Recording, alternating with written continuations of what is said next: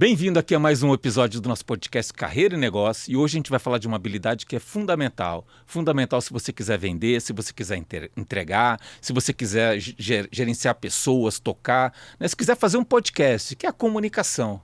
E eu trouxe aqui uma pessoa super experiente no assunto, Vitória Cordeiro. Vitória, muito obrigado pela sua presença. Vitória é empresária, é do ramo de educação e tem uma mentoria sobre comunicação, né? Jorge, eu que tenho que te agradecer pela delícia que é estar aqui conversando com você, falando sobre comunicação para os seus telespectadores. Estou super animada com o que a gente vai descobrir e destrinchar hoje. Vitória, assim, e quem já viu ela falando aqui a primeira frase, né, já vê como que a comunicação dela é diferenciada, né? E a pergunta aqui é como que você desenvolveu essa habilidade tão nova? E a gente vai ter que voltar lá em 2003, que é meu ano de nascimento. Tudo começou, na verdade, dentro de casa. Eu sempre fui muito comunicativa. Eu era o tipo de criança que não parava de falar. E sempre com essa questão de conversar com pessoas mais velhas. Foi quando minha mãe e meu pai me decidiram colocar no teatro. E no teatro eu me formei. Porque ali a gente se comunica interpretando outras pessoas. E é onde a gente aprende a utilizar a comunicação não verbal, verbal e paraverbal. Ou seja, a entonação que você utiliza, o como você fala para passar uma mensagem para outras pessoas.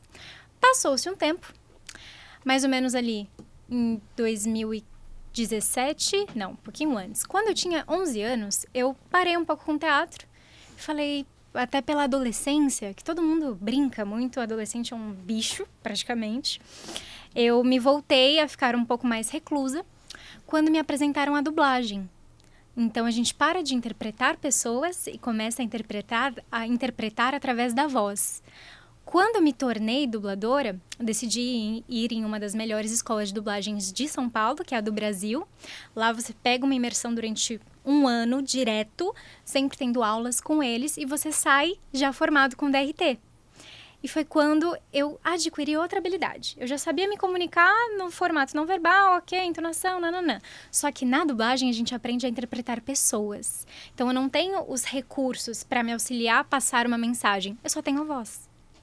Então foi onde eu aprendi a impor isso de uma forma mais categórica para ajudar outras pessoas também a passarem as mensagens de filmes, séries da Netflix. E é um processo legal porque a gente aprende a adquirir habilidades ao longo desse tempo. E hoje, enquanto empreendedora, que demorou um pouquinho para chegar, lá em 2021, a gente estava no meio da pandemia. Eu era muito nova, estava terminando o ensino médio ainda, tinha 17 anos. A dublagem para um pouco, porque a gente não pode frequentar o estúdio, tem que montar um home studio. E eu falei, tá, e agora? O que eu faço? Estourou na onda o marketing digital. E eu falei, não acredito nisso. De venda de curso, de outros cursos, não é muito a minha praia. Só que eu decidi dar uma chance e aprendi a fazer anúncios online. Só que eu fiquei muito boa nos anúncios. E eu decidi não deixar essa habilidade para mim. Falei, vou vender para a empresa porque o dinheiro tá aí. Foi quando eu comecei a entrar em reuniões com empresários gigantes e eu com 1,5 m, super nova, 17 anos, falei, e agora o que eu faço? Onde que eu me destaco aqui? Como que eu convenço essa pessoa a me pagar para trabalhar para ele, sendo uma outra empresa? Foi quando eu parei para estudar. Eu falei, eu sei falar bem. Eu ganho a confiança desse cara através da simpatia. Mas como que eu sou persuasiva a ponto de fazê-lo comprar? E foi no momento onde eu apostei todas as minhas fichas na boa comunicação, na oratória em si. Porque eu não sabia vender, eu ainda era muito imatura para isso. Eu não tinha a envergadura de mercado que o Jorge tem, por exemplo, de chegar em qualquer empresa e dar seu nome porque você já tem muito tempo de mercado. Eu era uma criança, uma menina. Foi quando eu apliquei a minha metodologia de uma forma iniciante para conversar com essa pessoa, mostrar os resultados que eu já tinha gerado e falar que era um bom mercado para ela investir. Entreguei um resultado muito bacana. Foi quando eu recebi várias indicações de outros empresários. Então, nesse momento, eu tinha ali um negócio sendo estruturado. Só que os nossos resultados foram tão bacanas que eu recebi a proposta para ser sócia de uma outra agência de marketing no ramo de odontologia e clínica estética, voltada só para o mercado de saúde. Eu fiquei 1 ano atuando dentro dessa empresa como sócia, cofundadora, e a gente não ganhou R$1. Foi só reinvestindo no negócio. E aquela sensação amarga na boca, porque vocês têm uma habilidade, mas não está conseguindo vender, algum problema tem. E o nosso canal era aquisição de clientes. Essa era a dor que a gente tinha naquele momento. E eu, que sempre falei muito, olhei para o Instagram como um potencial do negócio que a gente tinha para atingir mais pessoas. Falei, tá bom, né? Agora até eu vou ter que fazer vídeo para chamar outras pessoas para conhecerem o nosso negócio. Foi quando eu postei meu primeiro vídeo dentro do Instagram, uni todas as habilidades que eu tinha de teatro, comunicação, dublagem, para falar através das telas.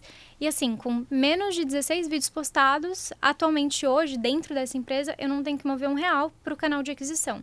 Nem tráfego pago a gente utiliza. A nossa rede de indicações, de leads vindo do Instagram é muito forte, porque eu acertei a comunicação uma única vez. E aquela mensagem reverberou em várias outras pessoas. Então, é uma habilidade que eu gosto de chamar de a forma mais econômica de você ganhar oportunidades, abrir negócios e abrir bolsas também para o teu negócio, porque a gente tem esse poder de convencimento muito maior. E hoje você tem uma mentoria também, né? Ou é a empresa, eu entendi que era específica para parte de odontologia e tal, né? Mas você também tem uma mentoria de comunicação, ou não? Tenho uma mentoria de comunicação. Só vou voltar rapidinho. Essa empresa, quando eu comecei a gravar vídeos e ter um canal maior de aquisição, eu saí dessa empresa e criei a minha própria. Então, hoje eu tenho duas. Uma relacionada só a tráfego para o mercado imobiliário, me nichei em outro nicho. E a de educação é muito bacana. Por quê? Lembra que eu me envolvi com marketing digital alguns anos atrás? Mas eu achava aquilo raso e até antiético, porque não são todas as pessoas que vendem algo sério. Foi quando eu decidi estudar, aprender com os melhores do mercado para democratizar a educação. Eu vejo o infoproduto como uma forma muito econômica de passar um conhecimento muito caro, profundo e que pode mudar a vida das pessoas.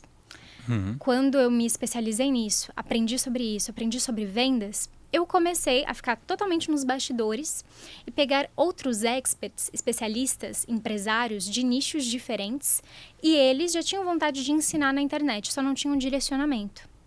A gente trazia esse direcionamento através da empresa de educação, tanto que um dos meus sócios hoje é aquele que você conheceu, o Eric, dentro da formação que nós fomos. E quando isso ocorreu, eu percebi uma coisa. A maioria dos grandes empresários e executivos, eles têm muito conhecimento, mas eles não sabem passar esse conhecimento, comunicar esse conhecimento.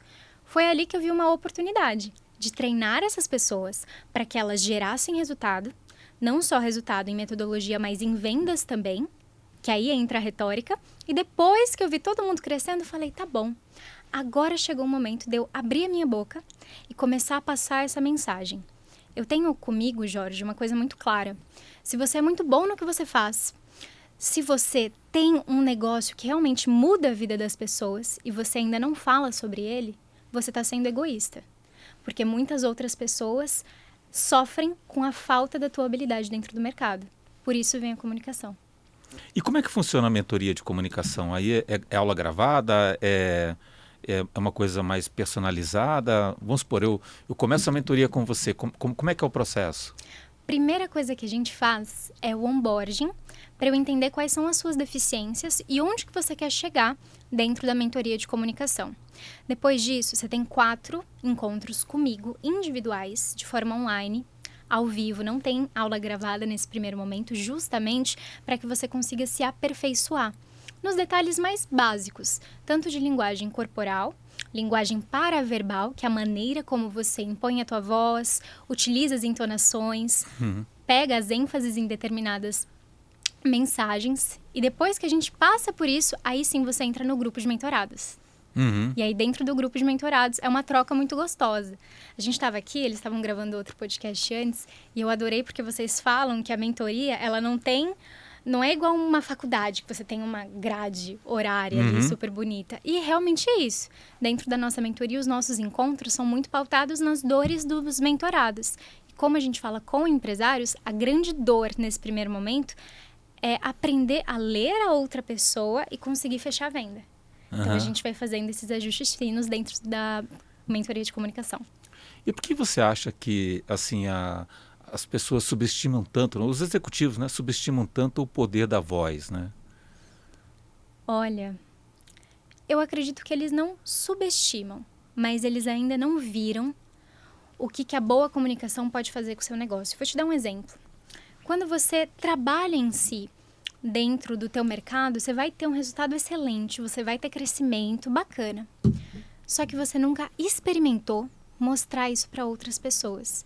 Muitas vezes, esses grandes executivos, eles não tiveram a oportunidade de falar sobre o seu próprio negócio ou de falar sobre o que você faz de uma forma mais abrangente. Porque quando a pessoa é ouvida por outras e entende que ela tem mais a entregar, mais a servir, é como se um bichinho nos picasse e a gente tivesse essa vontade de lecionar, de falar, de entregar para outros. Então, eu entendo que falta muito disso. E aí entra a questão da PNL, né? Programação Neurolinguística. Muitas pessoas tiveram traumas no passado referentes à comunicação, principalmente na infância, ou em alguns outros eventos onde, de certo modo, você estava palestrando ou conversando com pessoas e sofreu um constrangimento.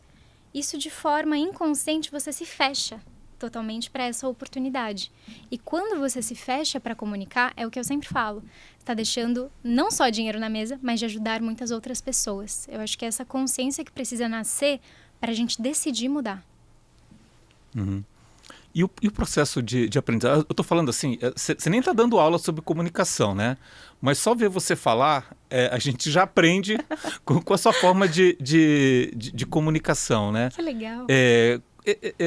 Como é que você faz, né? Vamos supor, eu começo a fazer o treinamento, a mentoria aqui de comunicação, né? O que você corrige na pessoa, né?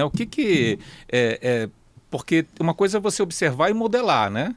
E outra coisa é você trabalhar pontos específicos, né? Como é que funciona esse processo? Primeiro, que você passou a vida inteira falando de uma forma. Então, eu preciso identificar quais são os seus maiores gaps. O que a maioria das pessoas sofre?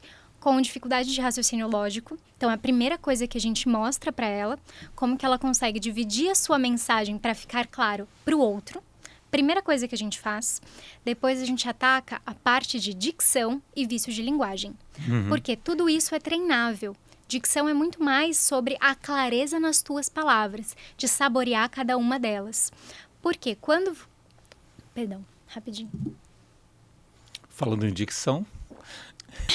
Minha garganta tá ruim, se você soubesse. Mas voltando. Quando a gente olha para a dicção, que é uma das maiores dores, a maioria das pessoas se sente acuada, porque às vezes fala muito rápido. E nessa velocidade toda, você não consegue articular tão bem as palavras. É a primeira coisa que a gente olha depois do raciocínio lógico. Porque no raciocínio lógico, você tem controle da sua mensagem para outra pessoa. Na dicção, você tem clareza da tua mensagem. E tudo isso é muito treinável. Inclusive, são exercícios que a gente faz de forma diária. Se você quiser, eu posso mostrar um aqui agora. Tá bom, vamos lá. Vocês têm uma caneta? Bic, que seja? Que possa morder? De preferência. E resolve muito rápido.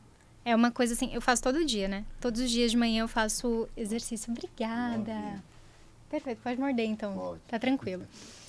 Essa aqui é uma estratégia muito simples. A gente coloca essa caneta entre os dentes. Dessa forma, o áudio vai ficar ótimo agora, mas vocês vão entender. E você vai falar, seja um texto, ou pode ser até treinamento de uma palestra, apresentação que você vai fazer. Por quê? A caneta te limita. Então, naturalmente, você precisa articular muito mais. Vou dar um exemplo aqui. O rato roeu a roupa do rei de Roma. Quando eu tiro a caneta, naturalmente, é como se os meus lábios e até a minha própria língua conseguem espaçar mais e entender melhor as palavras que eu estou dizendo. Então, traz essa clareza de forma instantânea, com uma caneta. Barata, simples e resolve tua dor de cabeça todo dia. E aí vira uma coisa natural, né? Porque se eu for fazer isso, eu tenho que pensar para fazer, né? Você já faz naturalmente tudo isso, né? A parte de dicção e tudo mais, né? É porque eu treino. A parte bacana da comunicação é que você não é um dom. Não é nada fora do comum. Claro, existem pessoas que têm talento e a gente não deixa de ver isso. Mas é uma coisa que pode ser aperfeiçoada. Então, a dicção, por exemplo, quando você toma essa consciência só de pensar que você precisa articular melhor para ter domínio do que você está falando, naturalmente você vai se pontuar. É igual postura. Quando a gente olha que fica assim, curvado e faz mal para a coluna, quando você lembra, você volta. Uhum. Com a dicção é a mesma coisa. É treinável. Então, a gente consegue incluir esses treinos na rotina dos mentorados para que eles tenham uma evolução mais rápida. E aí nos mentorados, né? O quanto que você percebe que é habilidade, né? Eu acho que você deve ter uma habilidade natural para isso, que você até foi relatando, e o quanto que é técnica e tudo mais, né? Então, como é que você vê esses dois aspectos, né? Em outras palavras, uma pessoa que tenha muita dificuldade de comunicação, ela consegue falar bem ou só resolver o assunto e passar a mensagem de uma forma um pouco melhor, mas sem essa maestria, né? Uma pessoa zerada. Ou pensa numa pessoa que na sua cabeça fala muito mal. Você não entende muito bem o que ela fala. Desculpa, gente, usar essas palavras, mas é para vocês raciocinarem aqui. Essa pessoa, ela tem uma deficiência, que é falta de informação e treino. Quando eu mostro os artifícios para ela, ela se força naturalmente a fazer esse treinamento e ela tem um resultado. Como que a gente metrifica isso? Entrei na mentoria hoje. Primeira coisa no onboarding, você grava um vídeo se apresentando.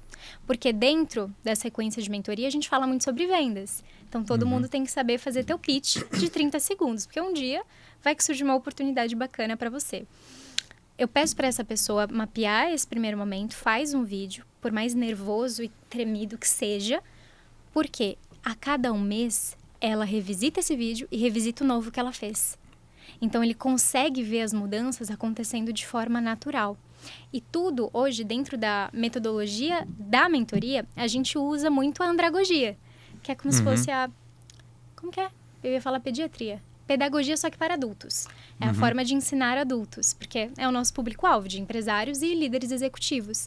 Então, a gente utiliza tanto os canais sinestésico, visual e auditivo para essa pessoa ter esse domínio maior, e essas coisas são gravadas de forma inconsciente dentro dele. Mas é sempre necessário que ele tenha esse despertar inicial de começar a fazer os exercícios, de se propor a comunicar dessa forma, para depois começar a ver as melhorias. A da caneta é instantânea. Uhum. E quando que você percebeu assim que você tem uma capacidade de comunicação muito melhor que pessoas bem mais experientes e com muito mais bagagem? Te contar que foram as pessoas me contando.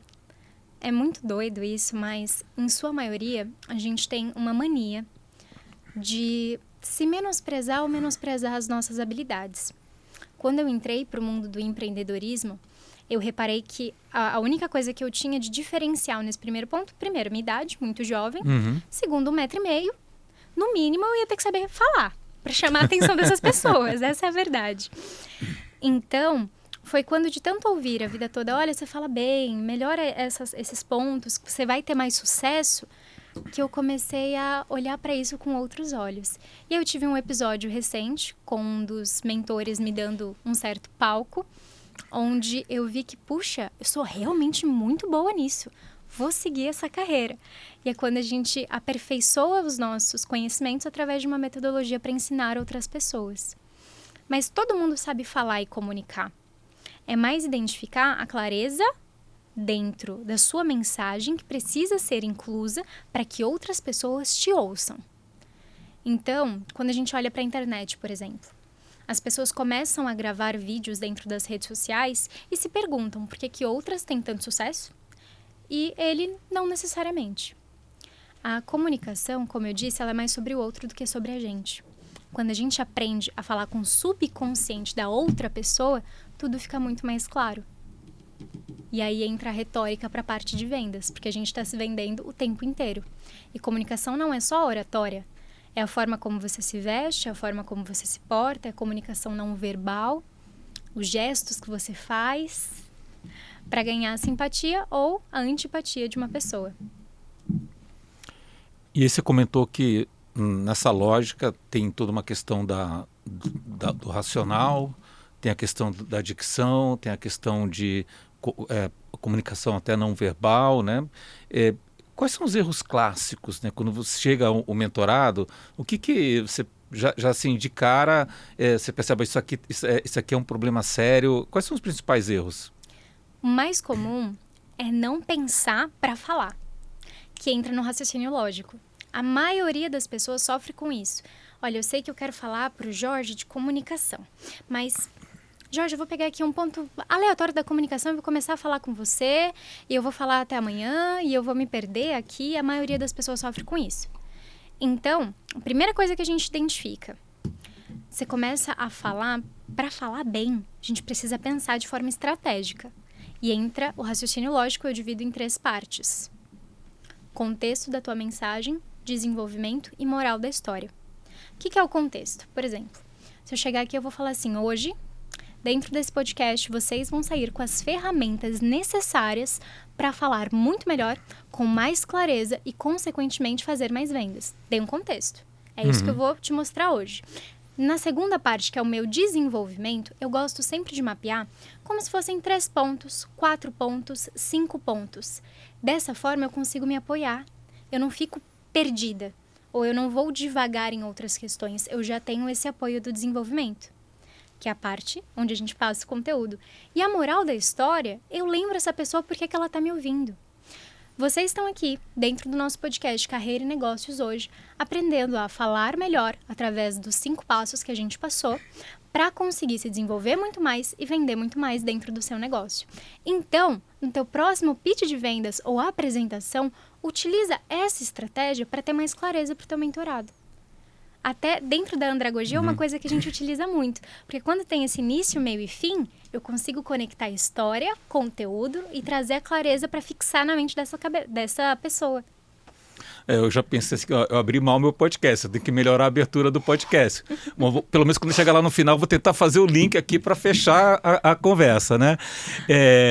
Aproveitando, e você falou que grava e tudo mais, e a pessoa vai se olhando. O quanto que a autoconfiança ajuda na comunicação ou não, né? Tem uma questão também de você acreditar, ou é mais técnico? Quanto que o psicológico impacta também nessa questão racional? Totalmente. O psicológico, para mim, é 80-20. Porque quando a gente entra na frente da câmera, eu posso enxergar só uma câmera ou eu posso enxergar uma pessoa. E aí, nesse momento, muitas pessoas... Olha que louco. De forma inconsciente, a gente associa algumas questões de uma forma muito mais pesada. Quer um exemplo? Medo de barata. Eu morro de medo de barata. Só que quando eu falo essa palavra, você pode imaginar aquele negócio cascudo que voa, ou você pode imaginar um desenho. Para você, entende que tem uma mudança? O medo é mais psicológico do que necessariamente físico? Não está aqui? Como que a gente vai tirando isso dos nossos mentorados, até para eles terem essa segurança de falar em frente ao palco? Através da PNL. Vou fazer minha formação de PNL agora em junho, para trazer isso com mais clareza para os mentorados. Mas quando a gente utiliza essa reprogramação mental, eu consigo, não gosto dessa palavra, mas instalar na cabeça de cada um deles novas crenças em relação à comunicação. Porque, como eu disse no início, muitas pessoas sofrem com essa associação negativa, ou da câmera ou do palco. Quando a gente começa a olhar a câmera e o palco como uma oportunidade de crescimento, como uma oportunidade de fechar negócios, como uma oportunidade de mais pessoas conhecerem a mensagem que mudou a sua vida, abre um leque de infinitas possibilidades. Então, está mais relacionado àquilo que ele acredita, a crença prévia que ele tem em relação à câmera. Dentro da mentoria, a gente vai trabalhando esses pontos para trazer mais leveza nesse momento. Entendi. E assim, você falou que, mudando um pouco de assunto, né? Você falou que começou com teatro, depois foi fazer dublagem.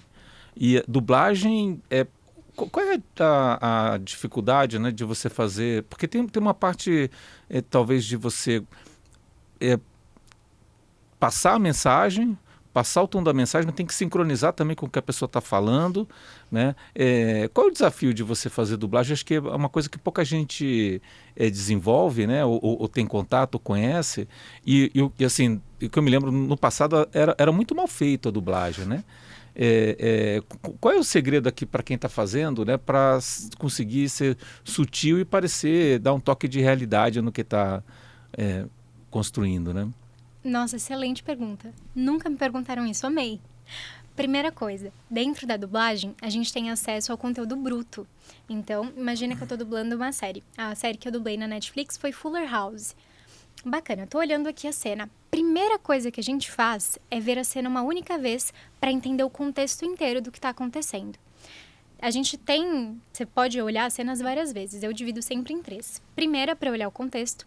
A segunda, eu leio o texto e peço para olhar de novo. Por quê? Em outras línguas, tem ênfases diferentes, entonações diferentes dentro da língua estrangeira. Então, eu identifico no meu texto, junto com a minha canetinha, olha, aqui o meu tom cresce, aqui ele abaixa, aqui eu falo dessa forma, bacana. Na terceira, eu falo da forma como minha personagem está dizendo e eu sincronizo as vozes. Nem sempre a gente dá a sorte de, na quarta vez, já gravar de primeira e dar tudo certo. Quando isso não acontece, os nossos produtores eles têm 2 opções. Ou eles diminuem a voz, aceleram ali para enquadrar dentro da imagem, ou eles pedem para a gente refazer. Eu prefiro sempre refazer para deixar tudo organizado.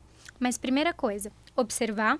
Segunda coisa, sincronizar no papel e testar essa conexão da tua voz com a voz da personagem. Depois eu vou pro meu teste final, quando eu faço todas essas questões. E é muito bacana porque a gente chama isso de anel. Então, cada cena que eu faço é um anel. Então, digamos que você vai fazer uma sessão de estúdio. Você pode ficar lá 5 horas, a depender do dia e do tamanho da série que você tem para gravar. Normalmente, uma temporada, eu sempre gosto de dividir em mais de 2 semanas. Nem sempre é possível para o estúdio, mas é uma preferência minha, até para não correr muito com a garganta, machucar ou fazer coisas do gênero. Entendi. E você pega o contexto, entende o contexto, depois você olha de uma forma técnica onde teve algum tipo de ênfase, pode fazer sentido ou não de acordo com a língua, né, com a cultura. Sim. E depois entra o processo de tentar sincronizar ou ir sincronizando. E tem interação também com outra pessoa que está falando ou você grava separado? Não, eu gravo sempre separado. Separado. Agora, sabe quando existem várias pessoas reunidas dentro de uma única cena? Uhum. A gente chama aquilo de vozerio, onde, sei lá, tem várias crianças conversando e gritando ao mesmo tempo. Cada um de nós grava de forma separada, mas a gente sincroniza com a forma que outras pessoas gravaram. E aí, desse jeito, fica mais organizado. A única pessoa que me lidera, quando eu estou fazendo as dublagens, é o produtor. Ele fala, olha, é assim, assim, assado. Olha, dessa forma é assim, assim, assado. A única coisa que eu não gosto muito de dublar é tudo que está em mandarim, que aí fica muito difícil de identificar a entonação. Em inglês é um pouco mais fácil. Não, eu morei na China, né? Sério? E assim, a pronúncia é muito difícil, né? Tem fonemas que a gente não consegue nem escutar, né? O A, acho que tem uns 6, 7 fonemas. Tem um monte de... a gente não tem ouvido para isso, né? É super difícil, né, mandarim? Eu não entendia nada. Você vai bem na fé, no contexto do roteiro. Não, muito bom. Mas eu peguei esse ponto, né? Acho que teatro é clássico, né? Para a pessoa quebrar um pouco a timidez, né? Se expor e tudo mais. Essa parte da dublagem, né? A gente tem bastante tecnicidade para você conseguir chegar no resultado final. Mas como é que você foi juntando esses pontos para chegar na questão de... Acho que primeiro, como comunicadora, né? Ter esse processo de comunicação e passar essa confiança, né? E assim, é tão jovem, né? E falando tão bem e depois também empacotar tudo isso no método e passar isso para as pessoas que estão sendo mentoradas, né? Como é que é esse processo de desenvolvimento, né? Evolução, que você foi narrando um pouco da sua história e depois para traduzir isso em metodologia e transformação? Primeira coisa que eu fiz foi identificar quais eram as dores e maiores dificuldades do meu público. É super bacana quando a gente olha para a questão das vendas já fazer isso, mas para a mentoria também. Então, eu analisei onde que essa pessoa acabava perdendo o mercado, quais eram as dores emocionais, físicas, pessoais, dentro da faceta de comunicação, e depois as dores profissionais. Por quê? Quando a gente aprende a comunicar, e comunicação é diferente de oratória. Oratória é a arte de falar bem, comunicação é passar uma mensagem. Você consegue aplicar para vários outros cenários da tua vida. E oratória está dentro de comunicação, certo? Sim, totalmente. É uma faceta da comunicação, assim como retórica e comunicação não verbal. Então, as coisas se ligam bastante. Mas, antes de mais nada, eu analisei quais eram as dores do meu público. Porque eu preciso servi-los. Então, nem tudo que eu aprendi na dublagem eu vou conseguir aplicar para essas pessoas. Porque dentro da dublagem, da locução, a gente aprende muito a falar bem, com muita entonação, em diferentes cenários. Por exemplo, locução, a gente fala com comercial, público, bancos, institucionais, é outra questão. Dentro da dublagem, eu interpreto pessoas. O que eu trouxe dessas áreas? O que estava atrelado às dores do meu público. Por exemplo, a maioria das pessoas tem muito essa dificuldade da dicção e do raciocínio lógico. Dentro da locução e da dublagem, eu aprendi a passar a mensagem de uma forma mais simples.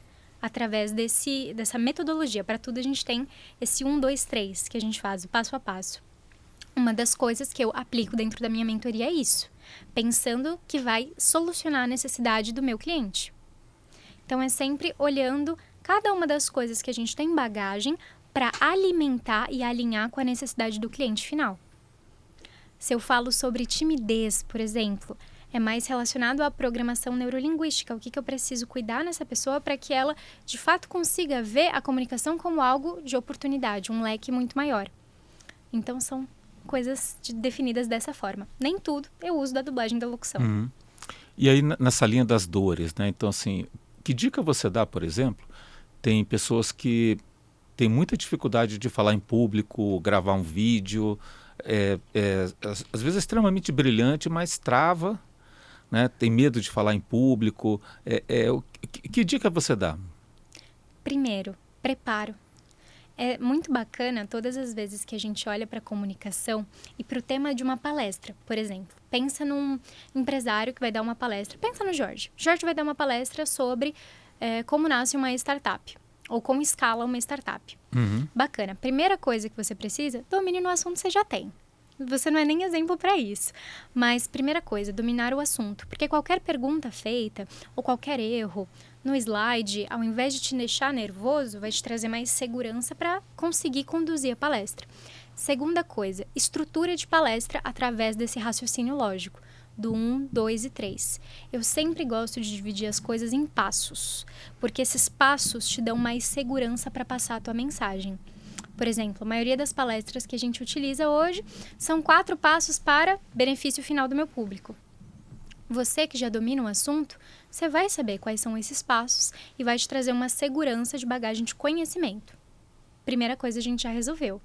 No pior dos casos, se o slide parar, você já sabe o que vai passar e você consegue dominar a palestra. Agora, quando a gente olha para o nervosismo antes de entrar no palco, eu gosto de utilizar uma estratégia de respiração. Eu respiro em 6, seguro em 4 e solto em 8. Então, respiro em 6 segundos, seguro 4 segundos e solto pela boca em 8. Isso oxigena melhor o nosso cérebro. Então, a gente tem uma tranquilidade maior para entrar no palco. Segunda coisa que eu faço é visualização. É muito difícil quando a gente olha para uma plateia que está super negativa em relação a você. Mas quando você fecha os olhos e consegue se ver sendo bem recebido com pessoas interessadas no assunto que você está tratando, já é um avanço porque você consegue prever o futuro dentro da tua mente. Isso vai te trazendo uma segurança quase que inconsciente. Aí, o quarto passo, na minha visão, é treinamento. Você já sabe do que você vai falar, você já sabe como que você não vai ficar nervoso, você já dividiu o seu raciocínio lógico, agora a gente treina. O que é o treino? Eu gosto de dividir ele em 3 partes também. Primeiro, sozinho, para que você pegue essa envergadura dentro do teu raciocínio, com o espelho, por exemplo, gosto muito disso. Segundo, para uma única pessoa, porque plateia de 1 e de 4 é mais difícil do que uma plateia de 1000 pessoas. Porque essa pessoa, se eu tô falando só com o Jorge, eu presto atenção em tudo que você faz.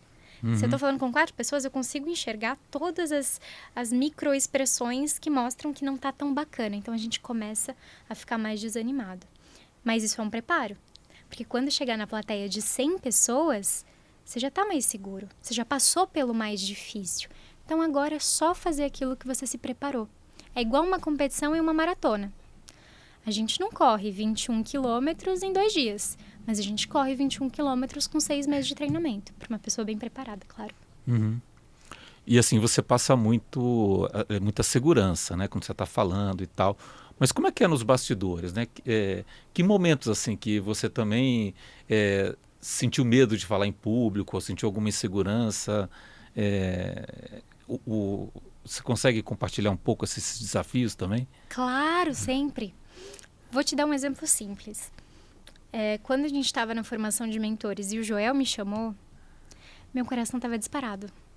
A lágrima aqui estava quase para chorar, que eu não sabia me controlar de forma natural, estava bem nervosa. O que eu fiz? Tentei respirar dessa forma que eu mostrei para vocês, para me deixar mais tranquila. Segundo, eu pensei, tá, o que eu vou dizer?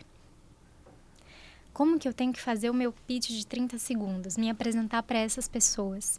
É algo muito rápido, mas é um treino que eu recomendo que todo mundo faça. Sempre saiba o que você faz, qual dor você soluciona, qual transformação você gera e por que você é a melhor escolha. Porque isso te dá essa segurança maior, porque no momento que eu te perguntar, você sabe me responder. Não tenho dúvidas. Então, eu passei por aquele nervoso de 3, 4 segundos tentando raciocinar o que eu ia falar. Antes de mais nada, respiro. E eu, Vitória, por ser pequena, se eu olhar pra cima, pra você vai parecer que eu tô olhando pros seus olhos. Quando eu tô em pé. Agora, para pessoas mais altas que às vezes sentem nervosismo em olhar para os olhos de outras pessoas, eu sempre recomendo que você olhe para um ponto fixo e fique rodando, porque para a pessoa que está abaixo do palco parece que você está olhando para outras pessoas na parte traseira. Então é bacana porque você consegue comunicar com o seu público. Só que quando a gente está nervoso, a gente também se atenta a erros. Então voltando lá no negócio do Joel, tive que me apresentar no palco, nervosa pra caramba, falei uma palavra errada, eu finjo que o erro nem aconteceu. Vai pra frente, segue. Disfarcei ali de uma forma simples, falei o que eu tinha que falar, respirei muito fundo depois que acabou, que tava me tremendo inteira. Depois fui pro banheiro respirar, beber uma água, que parece que passa um carro de adrenalina em cima da gente, né? E quando eu era muito mais nova, dentro de uma apresentação da escola, olha que doido, o meu parceiro faltou. Então, só tinha eu dentro da apresentação e metade do conteúdo eu não sabia, porque eu não estudei. Eu não me preparei.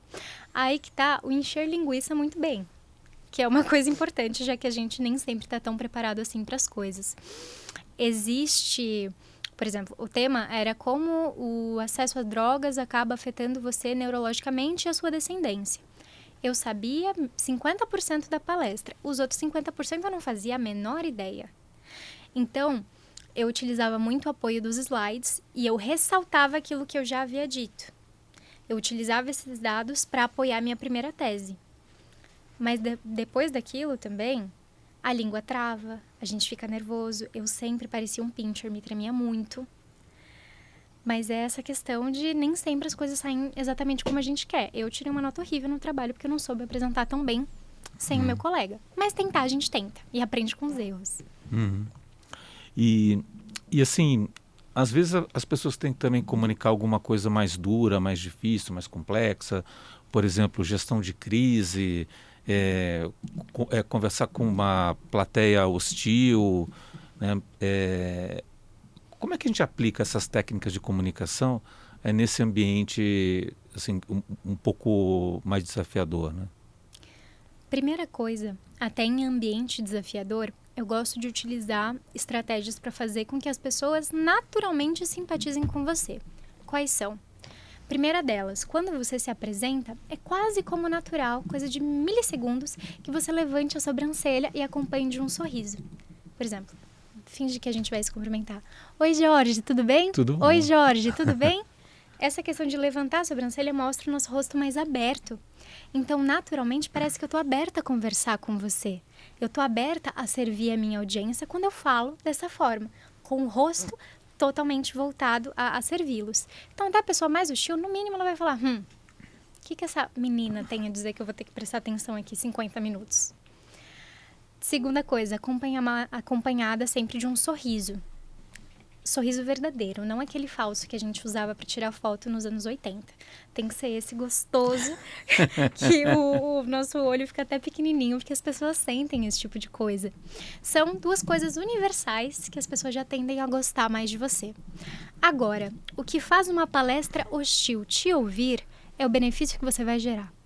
Então, quando a gente olhou para o raciocínio lógico, o que eu preciso ter, se eu estou falando com vários executivos, por exemplo, que tem o dobro da minha idade, que dificilmente irão me respeitar, eu preciso mostrar para eles duas coisas.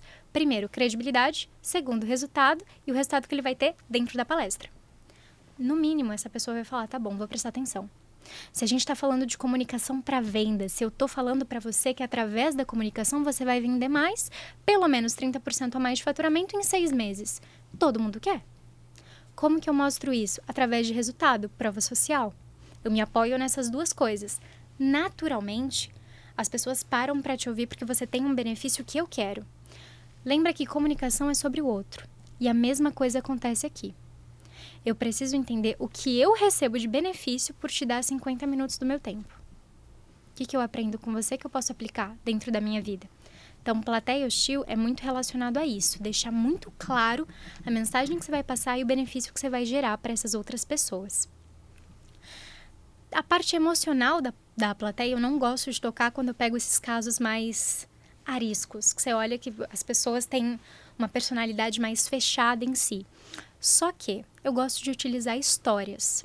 E aí tem uma coisa muito bacana, que você sente se a plateia está gostando ou não de você.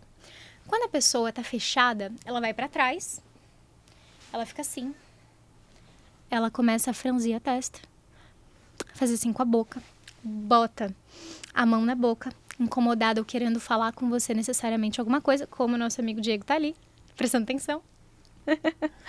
Mas são coisas que você consegue reparar. Quando a pessoa coloca a mão na boca, normalmente ela está pensando, e o segundo ponto é que alguma coisa ali a deixou um pouco desconfortável, seja internamente ou ela quer pontuar algo para você. Coisas que você consegue reparar na sua plateia.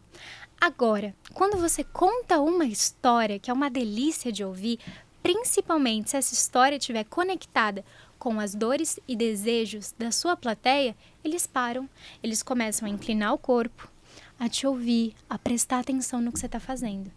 Então, quando a gente olha para a andragogia, que é a metodologia para ensinar adultos, é uma estratégia muito bacana para fixar a mensagem. Então, mesmo que a pessoa se esforce para não gostar de você, ela vai ser obrigada a te ouvir, e como a história está falando justamente com ela vai falar, opa, peraí. Então, essa anã, de 20 e poucos anos, tá falando uma história que parece comigo, que tenho 50 anos de mercado, e ela tá dizendo aqui que vai me fazer vender mais?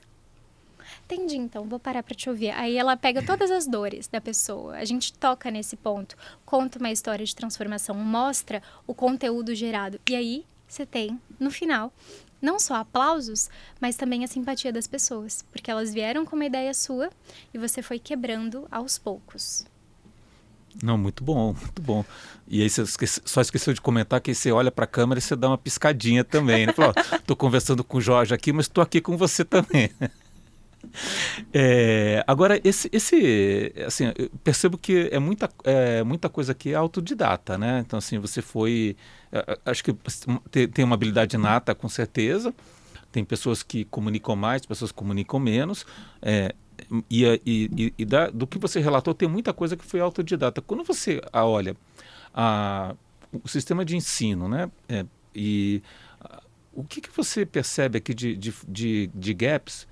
Eu sei, por exemplo, que nos Estados Unidos você tem aulas para você aprender o poder da oratória, né, e de você poder ter uma argumentação lógica, né? Então você tem aulas de debates para formar a pessoa como comunicadora, porque eles acreditam que, e eu acredito também, que é uma habilidade super relevante para você levar daqui para frente, né? Super. Aí pegando um pouco da visão aqui do sistema de ensino, né? O que você vê aqui de gaps, o que poderia ser melhor e que dicas você dá para os pais para trabalharem isso nos seus filhos, para quando chegarem na vida profissional, terem um repertório um pouco melhor, né? Excelente pergunta. Primeira questão, as escolas, elas tendem a te ensinar coisas teóricas para que você passe na maioria das provas e num vestibular muito futuramente, entre numa faculdade, de uma forma tradicional. Só que a vida real, quando a gente sai, principalmente quando a gente vai empreender, é bem diferente. Uma coisa que na minha escola tinha e era muito bacana, eram os debates. Então, a gente tinha esse apoio, não necessariamente a aula do debate, mas como construir um raciocínio lógico. Por isso que muitas coisas ficam frescas na nossa memória, até para a gente tirar algumas objeções. Minha primeira sugestão, se possível, fosse que existissem aulas de oratória e de debate. Na oratória você aprende, no debate você aplica. Isso, para mim, seria excelente. E tem várias escolas aqui em São Paulo que eu acredito que já têm, particulares, claro, que já têm esse modelo de ensino. Agora, uma coisa que a maioria dos pais pode fazer é colocar os filhos dentro do teatro. Por mais introvertido que seu filho seja, que sua filha seja, é um ambiente onde vem muito mais além do que uma apresentação. A pessoa é forçada a se mostrar e a começar a gostar dos palcos. E olha o benefício disso a longo prazo.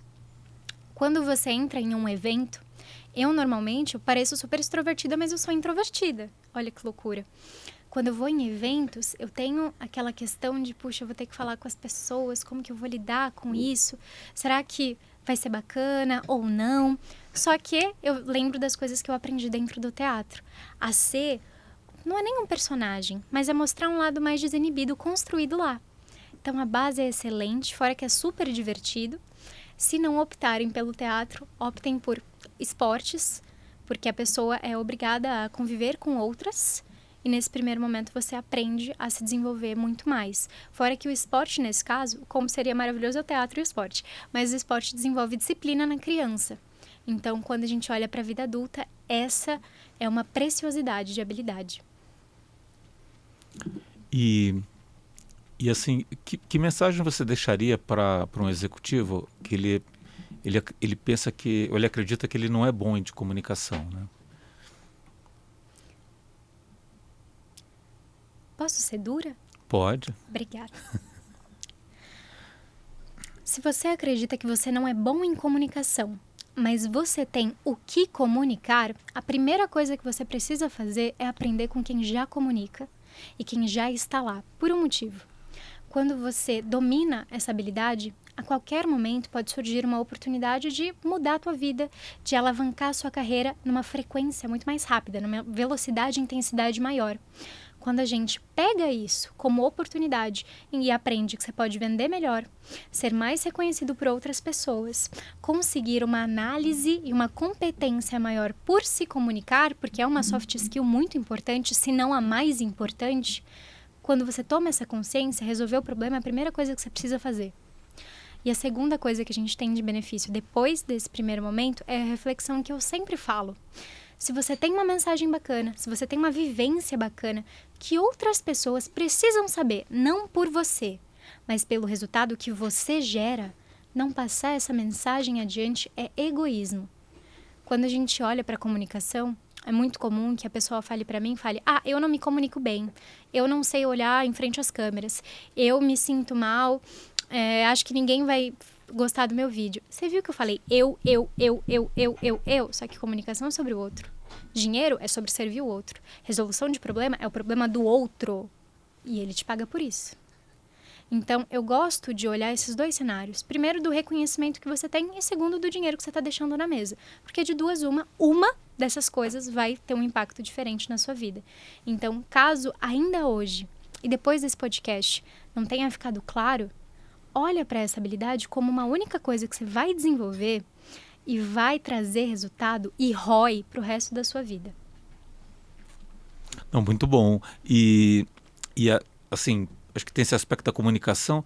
E a pessoa que não consegue ser verdadeira na comunicação, né? Quando ela se comunica, parece que não é real, parece que é falso, está pensado, está manipulado, né? Scriptizado. Como é que você trabalha isso, né? Ou como que a pessoa deveria lidar com esse aspecto? Olha, excelente pergunta. Eu, às vezes, pareço meio scriptizada, mas tem uma explicação lógica para isso. Por exemplo, dublagem, locução, a gente fala com alguns tipos de trejeitos. Uma coisa que ajuda muito a deixar a nossa fala mais natural, principalmente nas câmeras que isso acontece, né? Que a gente parece que incorpora uma pessoa. É lembrar que você está falando com outro ser humano. Até para empresários, uma coisa que você me perguntou que é bacana de falar aqui, quando você está gravando um vídeo, parece que a gente trava. Às vezes, por não ter essa experiência, colocar um conhecido teu atrás da câmera e conversar com essa pessoa facilita no momento da gente passar essa mensagem. Mas é sempre imaginar que, de novo, você está falando com outro ser humano. Pode haver momentos que você seja mais duro, mais scriptado, porque às vezes é preciso. Quando a gente fala de lives de vendas, por exemplo, tem muitas pessoas que trabalham com PT do lado para conseguir TP do lado para conseguir redigir muito bem. Mas eu acredito que é sempre essa primeira questão. Lembrar que você está falando com pessoas. E isso eu tenho um script para falar, né? Você deu um excelente exemplo que é um script de vendas. Então tá lá, tá roteirizado aí esse script que tem que falar. Você acha que funciona bem a pessoa ler? Ou talvez eu devesse decorar? Ou talvez eu devesse entender a mensagem e falar de uma forma similar, mas usando o meu modo natural de falar, né? Excelente, Jorge. Hoje, dentro da empresa de educação, como eu disse, a gente teve que destravar o conhecimento de várias pessoas. E eu fiz todos os 3 testes que você me sugeriu. O que mais funciona pra gente quando você vai fazer um modelo de VSL, que seja, que é vídeo de vendas, ou um lançamento e precisa de uma live? O que a gente faz?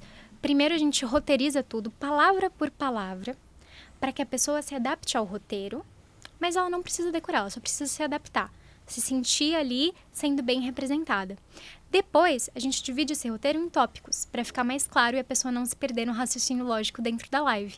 E no momento que ela for gravar, ou for entrar em live, ela vai sentir muito mais à vontade para falar o que ela entendeu de todo o roteiro. E aí a gente só apoia em tópicos para que ela consiga falar, puxa, agora eu vou fazer meu pitch, bacana, vou começar aqui minha introdução. Dessa forma fica muito mais natural. E outra coisa que ajuda é quando a gente conversa com a plateia ou com os comentários. Por exemplo, você está fazendo uma live, você olha ali do lado, Maria falou tal coisa. Então, Maria, xxxxxx parece mais humano. Não te distancia tanto. E a questão de ser perfeito na comunicação, não? Você comentou que na tua trajetória, né, na tua longa trajetória, você comentou que teve uma época que você investiu na comunicação via Instagram, tudo, e eu entendi aqui que não precisa fazer com tanta intensidade. Se você acerta o copy, acerta a mensagem, isso pode causar ou trazer um resultado bastante interessante e orgânico, né? Sim. Nessa linha, o quanto que tem que estar perfeito o vídeo, o quanto que você tem que falar mais naturalmente, até ter algum tipo de erro, uma travada, uma pessoa gaguejou, que nem agora, né?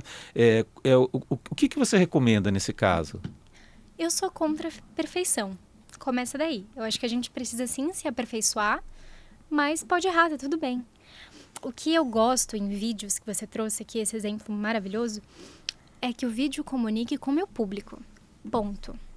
Então, voltando lá em dores e desejos, eu preciso ter isso muito mapeado, quase que decorado na minha mente. Eu preciso falar tudo que o meu público quer, o que ele está passando, porque quando eu sei dessas coisas e eu sento na câmera para gravar, eu consigo falar exatamente com quem eu quero que seja atingido através da minha mensagem. Eu não preciso ter tudo perfeito. O que eu gosto de ter é tudo scriptado no sentido de, início, meio e fim. Porque dessa forma você tem um controle maior sobre a situação. Decorar texto eu não acho que seja uma boa. Mas quando a gente quer manipular a nossa comunicação, é uma coisa bacana da gente deixar tudo roteirizado e gravar de formas separadas, cada uma das frases.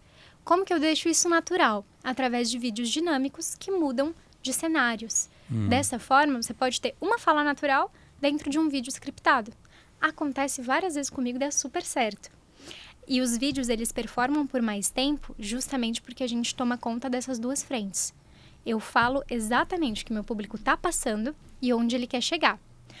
E aqui é muito bacana. Ponto A é onde ele está, o ponto B é onde ele quer chegar e eu sou a ponte no meio. Então, imagina que eu tô falando com um cara que tem dificuldade de falar em público. Eu falo pra ele exatamente o que ele sente. Não vou falar, cara, você que tem dificuldade de falar em público. Não. Quando você fala em público, você fica nervoso, né? Sua mão soa. Aqui você fica todo tensionado, parece que passou um bicho em cima de você, tem 20 pesos nas suas costas. Isso te impede de entregar uma boa performance, né? Te impede de chegar onde você deseja, né? Você olha pessoas no palco que tem metade do conhecimento que você tem estando lá. E você deseja isso. Mas olhar para isso e se imaginar em cima te dá calafrios. Existe uma forma de você ser reconhecido através do seu conhecimento. E pra gente fazer isso funcionar, você precisa de doses extras de comunicação, sendo persuasiva e estratégica. E nisso, eu te ajudo. Link da bio, que seja. Mas entendeu? Que eu consigo transitar com ele entre uma dor latente que ele tem, eu falo de um desejo dele, eu falo sobre algumas questões que são mais internas. E aí tem uma coisa, não sei nem se eu devo entrar, porque é um ponto muito específico. Mas você conhece os 7 pecados capitais? Sim, sim. Existe um estudo do filósofo, eu quero acertar, acho que é Yang, obrigada. Onde ele fala que a gente passa por essa questão do processo do id. O id tem todos os nossos desejos de forma interna. Ele sabe exatamente aquilo que você deseja. E os 7 pecados capitais seria a tradução desses desejos. Por exemplo, uma coisa que eu falo muito dentro da minha comunicação e copy é sobre inveja, que é um dos 7 pecados capitais. A pessoa sente inveja de quem está no palco porque ela vê pessoas menores do que ela, em termos de resultado e estudo, tendo mais sucesso. Eu pego numa dor específica e a pessoa se incomoda. Então, comunicação, principalmente persuasiva, ela precisa ter essas inteligências. Onde que o meu lead, onde que o meu cliente se sente mais incomodado? O que ele precisa mudar na vida dele? O que o trava? Quais são os pensamentos e dores que ele tem quando ele vai deitar a cabeça no travesseiro? Quando eu faço esse primeiro estudo, no momento que eu vou gravar o meu vídeo, eu consigo falar exatamente com o que essa pessoa está passando e ela se sente muito mais segura de confiar em mim, porque eu falei com ela. Muito bom, Vitória. Assim, acho que também uma aula aqui sobre comunicação e eu quero só reforçar aqui, tem a comunicação verbal, que é todo o conteúdo que você passou, mas tem também o vídeo, né? Então, para quem está escutando aqui, escutou o podcast, só o que foi falado, volta e assiste o vídeo, porque é uma segunda aula de comunicação não verbal, né? Exato, é importante ter essas duas coisas. E aqui, aproveitando o nosso patrocinador, Como Nasce uma Startup, aqui um guia, né, de como é que você monta um negócio e bota o negócio na escala em 90 dias. Né? Não é um passo a passo, mas é a mostrar onde estão os principais erros que levam você a desviar do caminho e levar muito tempo para montar uma startup. Né? Aqui você mostra os princípios que a gente precisa saber para não se machucar lá na frente, ter mais sucesso, né? Exatamente. Excelente. Você não perder dinheiro, não perder tempo, não investir esforço, é desnecessário errar rápido e aprender rápido. Né? Sensacional, Jorge. Vou ler com muito carinho. Muito bom. Quem quiser aprender a falar melhor, como é que faz? Quem quiser aprender a falar melhor é só mandar um direct dentro do meu Instagram, @VitóriaCordeiro, com 2 Os no final. Muito bom, muito bom. Obrigado, Vitória. E você que precisa comunicar melhor, né? Ou que você conhece alguém que precisa comunicar melhor, compartilhe esse episódio, marca a pessoa. Procura a Vitória, é um dom que é fundamental, né? Às vezes a gente se preocupa muito com a parte técnica, a gente se preocupa muito com o conhecimento, mas no final o que prende é a forma como você passou esse conhecimento, a emoção que você passou nesse conhecimento, e daqui a 1, 2 semanas a pessoa às vezes esquece, né? Esquece o conteúdo, mas se você passar de uma forma com mais emoção, de uma forma um pouco melhor, ela acaba se lembrando por muito mais tempo, né? Então, assim, dominar esse dom faz toda a diferença. Que nem eu falei no início, não tem que fazer o link, né, com o que falou no início. Como eu falei no início, vai te ajudar a vender mais, vai te ajudar a entregar mais o produto, vai te ajudar a gerenciar mais a sua equipe, né? Então, é uma habilidade aqui fundamental que a gente despreza e não se preocupa tanto, né? Muito obrigado aqui pela aula, né, sobre comunicação, né? Eu que agradeço, Jorge. Para você que está em casa, já se inscreve no canal. Caso ainda não tenha começado a seguir a gente através do Spotify, aproveita nesse momento, porque o Jorge tem feito um trabalho lindo, trazendo profissionais de excelência para passar conhecimento aqui. Muito bom.